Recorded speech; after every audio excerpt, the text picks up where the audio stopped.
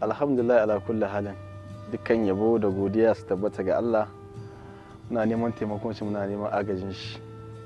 To ala kulli halin dai ni ake ce Malam Musa mai farin allo, wanda ke taimakawa dangance da matsaloli na aihuwa wanda mata ke fuskanta, wanda suna kawo korafin su kuma da izinin Allah kuma suna samun biyan bukatar su. Insha Allah ni yake sunana Malam mai farin allo.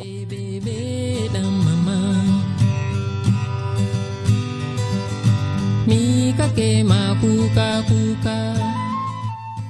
Gaskiya matsala aihuwa ta kashi tana kashi wajen kashi 6. Ana samun wadda tana da matsaloli na iskoki su hana ta haihuwa. Ana samun wasu kuma wanda sihiri ne aka ce muke je ka ga inkin aihu, irin kamar sihirin da ake, kamar tsahin da ake ana iya mace shi za ta iya haihu ba. Kuma ana samun wasu wanda su suna da cyst ko fibroid, ko kuna ce mishi fibroid ko kuma infection ko kuma karin ma'aihuwa. To duk yana kawo rashin aihuwa ga ɗiya mace, ko kuma zubar jini a kowane lokaci, ko kuma rashin ganin jinin a lokacin da ake son shi. To duk yana hana a samu karuwa ga mace. Idan kin ga jinin ki yana maki wasa, yana ɗaukewa sai ya ga dama ya zo, ko kuma yana zakuwa cikin wata kina yin shi so 2 ko so 3, to ba za ki samu ciki ba, tunda yana wasa. Tunda ana son ciki wata kamar wanki ya dawo daidai, duk watan da an ka ce ya zo watan ya zo, to idan ya zo za a samu ciki. Amma in ya zo yana wasa ko yana retara, yana haka yana juya, to ba za a samu ciki ba. Kullum za ki shekaru a ruru kina tafiya ba za ki samu ciki ba. amma in ya zo normal, ya zo kamar daidai, wanda kin wannan watan ya zo kuma sai wannan watan ya zo miki, kuma sai wani wata sai ya rage, to ba za ki samu ciki ba.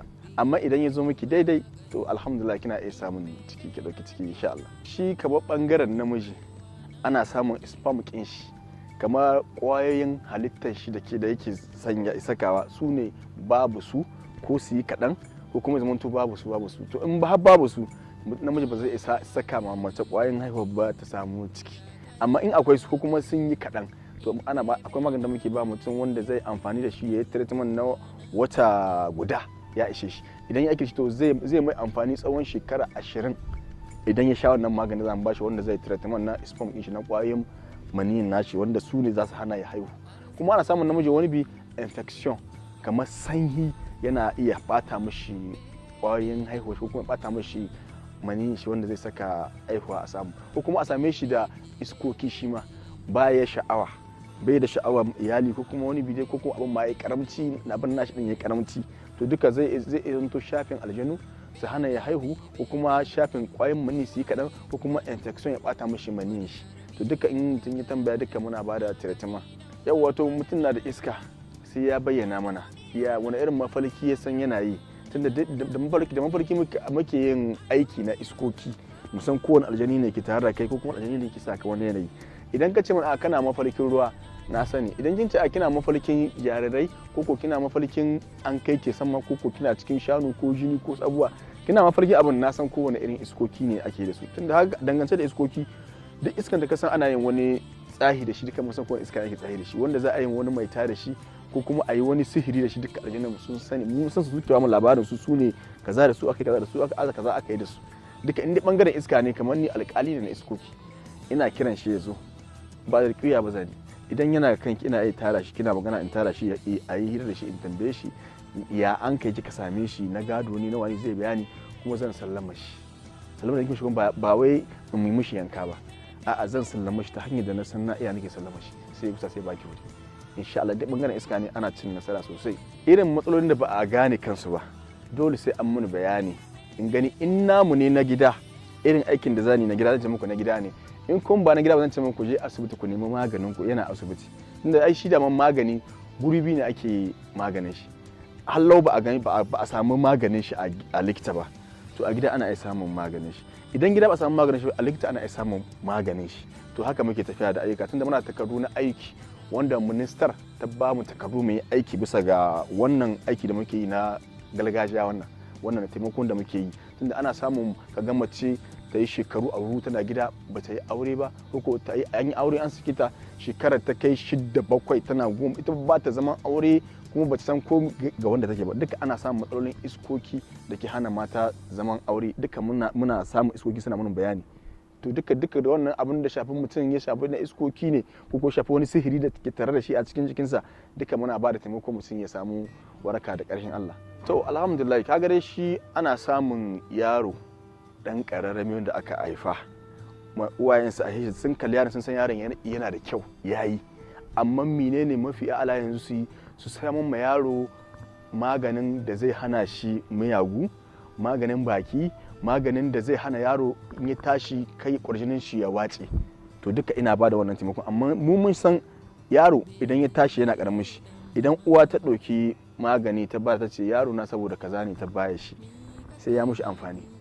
Hatta a ce ƙarya ta amsa ta bayaran ta ce wannan saboda tsari ne saboda miyagu, to insha Allah ko ba zai wannan yaron ba zai samu matsala ba bisa ga miyagun, kuma ya ƙetare miyagun kenan. Likita ba za ta iya amfanar da mu kaɗai ba, amma sai mu yi aiki da na gida.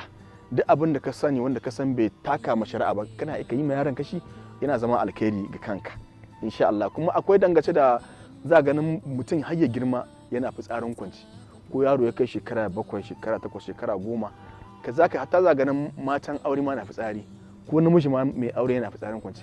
Ana samun shi ma wani bi iskoki ne ko kuma yanayi ne na magani, babu magani a cikin jikinka. Kuma da zaran ka zamanto yanzu a rayuwar da ake cikin duniya nan, idan baka da magani ko baka da roƙon Allah fa, idan an ka tafo tahiya sai fa an barka, ba inda zaka je. Amma idan kana da magani, kai da kanka zaka jin kana jin karfin ka daidai kake, ko da kowa kana iya aiki da shi. Ko kuma in kana roƙon Allah, da yanda aka yi wani abu aka yi wata kacam da kai, sai ka hita. Ana zuwa shari'a da kai za a gana an ce kai kana da gaskiya, ba haka ba, dan me yasa wancan ne kaza ka hita. To duka idan mutum ya tambayi, in Allah rabana ba shi taimakon da zai amfani da shi bisa ga roƙon Allah shi wanda yake so na kirki, kuma yana son a bashi magani wanda zai tsare kanshi, a duka muna iya aiki mu ba mutum magani duk inda yake. Zan iya aika mutum magani ya aiki da shi. Bisa ga gwamnatin mu ta Niger tana tallafa mana, kamar ya tallafa take mana, tana kiran mu a kowane lokaci mu zo mu zauna tare da ita da likitoci, mu tambaye mu aikin da ke namu mu je mu yi shi, aikin da ba namu ba mu bar su yi likita. To kuma haka muke tafiya da shi, tunda an sha likita su kira su ce akwai maganin tari, mu ce akwai shi a zo a yi treatment. A kira akwai maganin ƙaiƙayi, mu ce akwai shi a zo a ba mutum ya amfani da shi. Kuma an sha a turo mutum daga likita a ce ta zo ta iske ni in ba ta magani na aihuwa, kuma likitocin ke turawa. Tunda na sha ba da maganin aihuwa wadda ta kai shekara 45 ba ta aihu ba, na ba ta magani ta aihu. Kuma na sha samun wadda ke da kwanci na cikin ciki, wadda za ki ganin gashi nan ke ba ɗa bane cikin cikin, kuma kina jin motsi, shi ba kyst ba ko ba fibron ba, duka ina ba da magani bisa kan shi. A yi aiki kuma a samu lafiya. Gaskiya domin Allah gwamnatin Niger tana taimaka mana.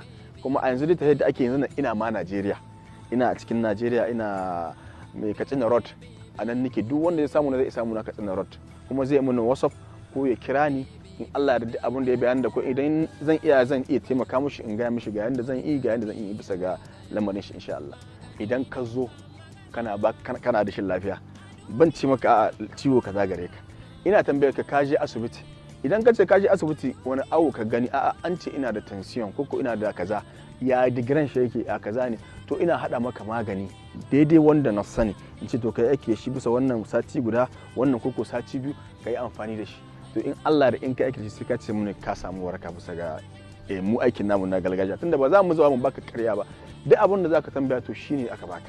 In ka ce kana son magani kaza, to ana hada a baka shi.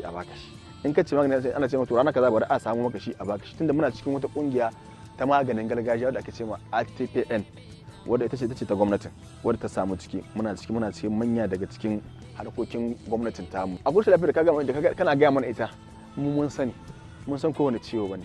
Akwai kuma rashin lafiya ga mutum muna ikon kwantanto ko ana samun ta kaza ne dai, tunda kaga infection wannan sanyi ya kusa kai ciwo 8 ga jikin mutum inda yake koma, kamar yadda ka san stoma, me ake ci gyamban ciki, shi ma ya kai ciwo wajen 8, yana sauyawa ne. Idan ya gama ya ci karhin can wurin sai ya sa maka ciwon baya, idan ya gama ciwon baya sai ya sa maka ciwon jiki, idan ya gama wannan sai ya sa maka yana haddasa cututtuka kala ke yawa. In mutum ya zo wajen mu a gaggauce bai da lafiya, muna tura shi asibiti ya ji yayi test ya ga me yake tattare da shi. In aka auna shi sai ya kawo mana takardun, ko kuma ya ga mana ce an auna shi an gani kaza ne, to laba asar sai ya zo. Idan ya zo zan ce maka zan hada magani, in ga mun ciwon da aka gani gare shi da guda, to mu za mu hada magani da kai 3 sai mu bashi sai ya aiki da shi. Dangance da cewa ana iya wancan din ba shi bane ya canja wannan amma yana shirin kai ga wani ciwo, to idan aka haɗa magani 2 zuwa 3 ka sha to za ka samu waraka.